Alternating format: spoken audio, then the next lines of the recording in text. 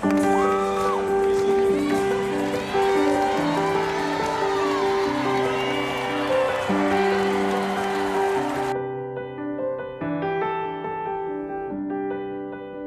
reminds me of myself, the competition and the level of competition, and always doing her double-double and just staying focused and playing and just keeping. It's just amazing. It's like a young me.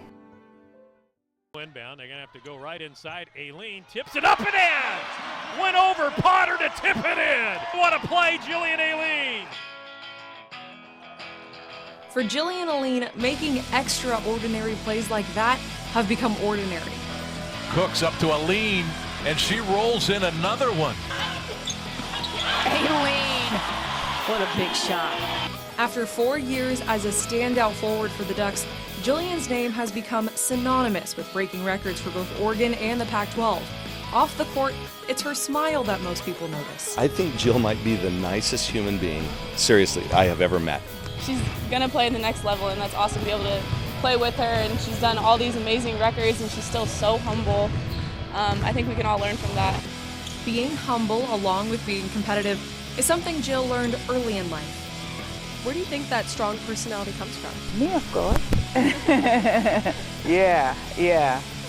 And I think it comes from me, of course, like I said, but of course my family. That's how we were. We were always strong people.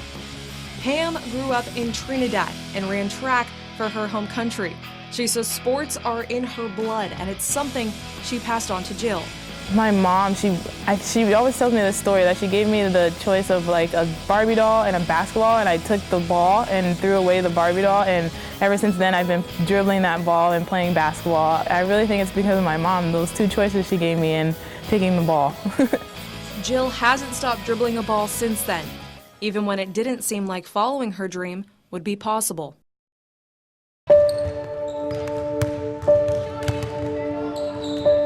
Every family faces hardship, but for Jill, it was different. Growing up in Southern California, Jill didn't have a stable upbringing. Her mom worked multiple jobs to support the family, and that made Jill question if playing basketball was worth it. During the times where we didn't have a roof over our head, and sometimes when we didn't have like food in our fridge, I was like, I don't know how I'm gonna do it. There were times where we wouldn't even have a car. I don't know how I was gonna make it to school or to practice, and there was times where, like dark times where I was just like, maybe this isn't for me. Maybe I need to stop playing and maybe get a job to help my mom out. I definitely thought about that, and like finding ways to like help our situation, and even putting my dreams on hold until we were stable and my sister was okay. But my mom never let that never was a point. She never was like, you need to find a job and you need to help me out. Like, you need to put basketball on the back end. Like, she always pushed me. She found, like I said, she found a way. I don't know how, by God's grace, she found a way.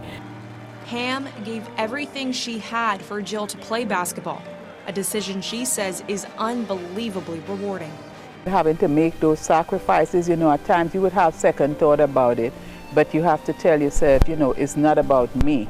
Here is my daughter that is very talented. Why not sacrifice what I want so that she can be happy, so she can go forth and do what she likes best, which is playing basketball. It's very rewarding to see the accomplishments.